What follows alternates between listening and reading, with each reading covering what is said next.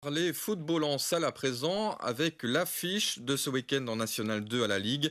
Hénin Framery, invaincu depuis le début du championnat, recevait le co-leader, les Flandriens de Thames. Et l'Union n'a pas vraiment manqué ce rendez-vous en s'imposant 8-4. Une équipe d'Hénin Framery qui forme un véritable bloc ces 2 dernières saisons. Les images sont signées Nicolas Spada.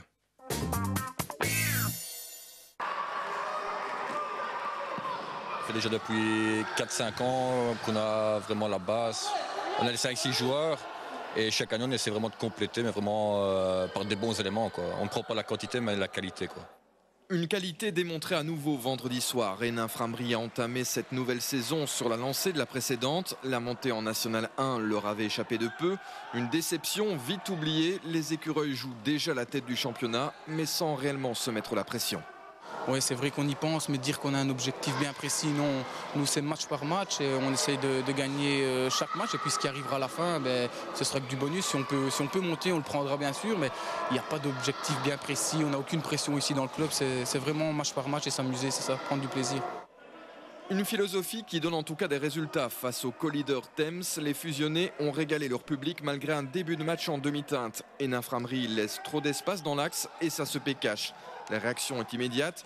L'Union égalise 30 secondes plus tard. Un but qui sera en quelque sorte le déclic pour les écureuils, même si les Flandriens restent toujours très dangereux à l'approche des 10 mètres. Hénin Framery va se montrer toutefois plus réaliste en contre et va mettre la pression sur la défense adverse. 2-1, les hommes de Gilou se trouvent presque les yeux fermés. Démonstration avec ce coup franc, Megdish contourne la défense. Service 3 étoiles de Loire pour creuser l'écart. Une avance qui va encore s'accentuer juste avant la mi-temps. La technique et la vitesse d'exécution des joueurs locaux vont à nouveau faire la différence. 4-1 en repos. Hénin Framery a déjà pris définitivement l'ascendant. C'était une équipe qui jouait comme ça en contre. Nous aussi, c'était notre tactique.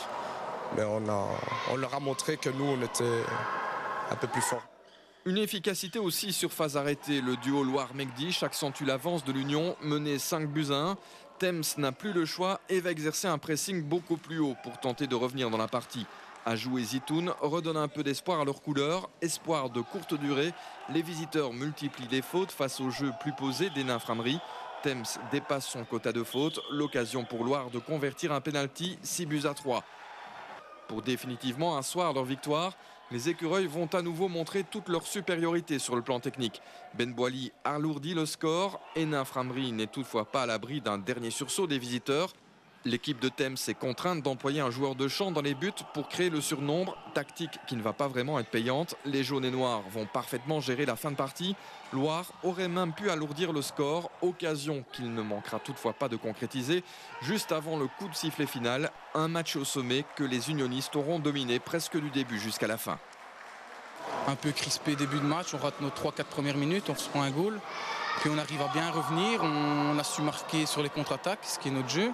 Et puis on prend l'avance, et bon, c'est un peu notre force de pouvoir prendre l'avance et puis gérer, et défendre convenablement et partir en contre. Toutes les équipes disaient ils sont beaucoup plus forts que vous. Et aujourd'hui, je tiens à remercier mes joueurs, sans entraînement. Je crois que l'équipe adverse, ils ont des entraînements, nous on n'en a pas. Chapeau pour les joueurs. Et c'est bien là la force du groupe des joueurs qui d'habitude évoluent en pleine avec leurs clubs respectifs et qui viennent chaque vendredi pour uniquement la beauté du sport et se retrouver entre amis, ce qui est rare à ce niveau et qui réjouit aussi le président. Nous, on n'a pas besoin d'un gros budget parce que les joueurs viennent, comme je vous dis, jouer gratuitement, quoi. Donc on n'a pas besoin de beaucoup de budget, quoi. Ce qu'on fait simplement, c'est on leur offre un training, un sac, une paire de baskets, quoi. Et voilà, quoi.